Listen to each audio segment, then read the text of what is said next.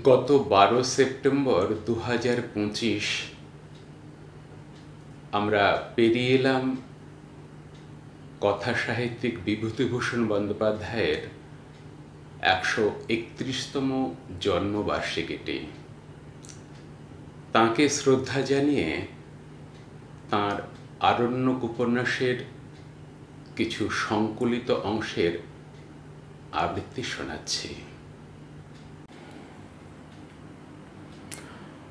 প্রকৃতি তাঁর নিজের ভক্তদের যা দেন তা অতি অমূল্য দান।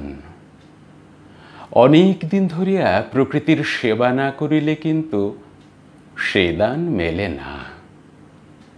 আর কি ঈর্ষা স্বভাব প্রকৃতিরানের, প্রকৃতিকে যখন চাহিব তখন প্রকৃতিকে লইয়াই থাকিতে হইবে। অন্য কোনো দিকে মন দিয়াছ যদি, অভিমানিনী কিছুতেই তাঁর অবগুণ্ঠন খুলিবেন না।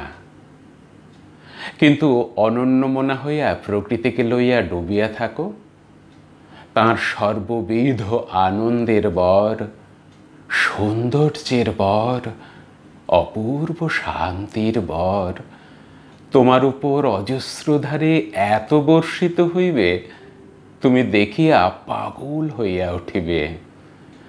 দিন রাত মোহিনী প্রকৃতিরানী তোমাকে শতরূপে মুগ্ধ করিবেন, নূতন দৃষ্টি জাগ্রত করিয়া তুলিবেন, মনের আয়ু বাড়াইয়া দেবেন।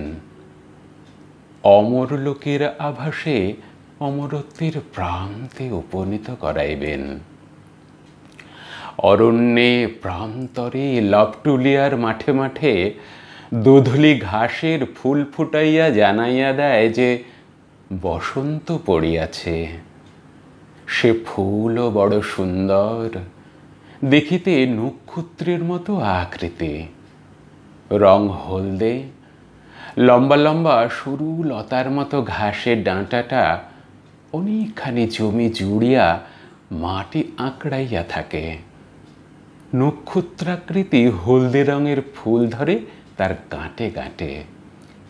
ভোরে মাঠ, পথের ধার সর্বত্র আলো করিয়া ফুটিয়া থাকিত।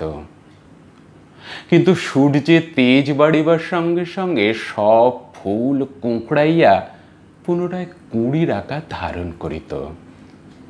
পরদিন সকালে আবার সেই কুঁড়িগুলি দেখিতাম ফুটে আছে। এক একদিন বাংলাদেশে ফিরিবার জন্য মন হাঁপাইয়া উঠিত। বাংলাদেশের পল্লীর সে সুমধুর বসন্ত কল্পনায় দেখিতাম। মনে পড়িত বাঁধানো পুকুর ঘাটে স্নানান্তে আর্দ্র বস্ত্রে গমনরতা কোনো তরুণী বধূর ছবি।